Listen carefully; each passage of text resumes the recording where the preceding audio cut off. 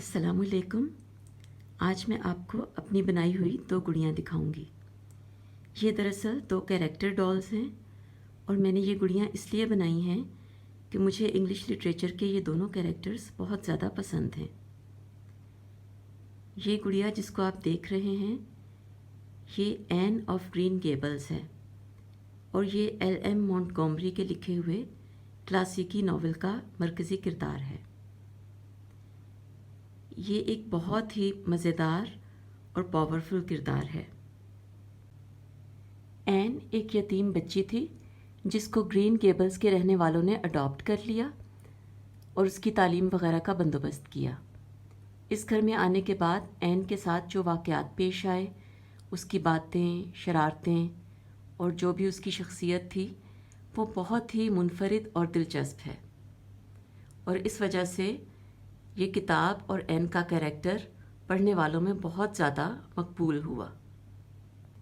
Novel के मुताबिक N की आंखें सब्ज़ हैं, बाल सुर्ख हैं और चेहरे पर फ्रैकल्स हैं और यही सब कुछ मैंने इस गुड़िया में भी बनाने की कोशिश की है।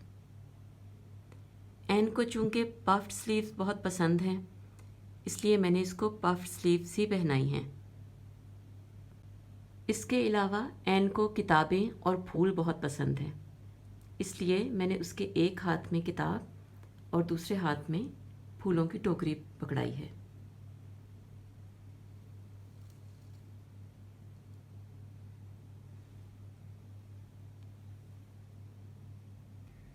दूसरी गुड़िया भी एक बहुत मशहूर क्लासिकी किरदार है, हाइडी। ये नावल यूहन्ना स्पियरी का लिखा हुआ है। हाइडी स्विट्ज़रलैंड के देहाती इलाके में रहने वाली एक छोटी सी बच्ची थी।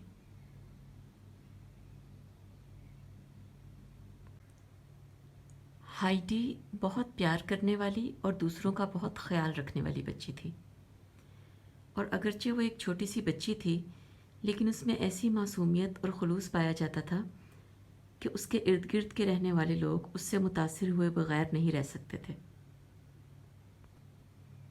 और हाइडी की इन खूबियों की वजह से बाज़ लोगों की ज़िंदगियों में बहुत सी मस्बत तब्दीलियाँ आ गईं।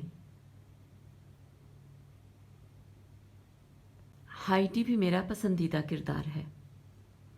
हाइडी के बाल काले हैं जैसा कि नावल में बताया गया है और इसका लिबास भी मैंने उसी तरह से बनाया है जैसा कि उस इलाके की बच्चियां पहनती हैं जहाँ की वो रहने वाली थी।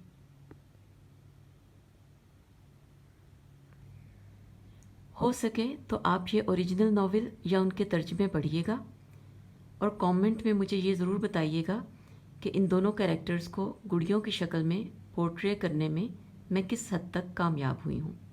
शुक्रिया।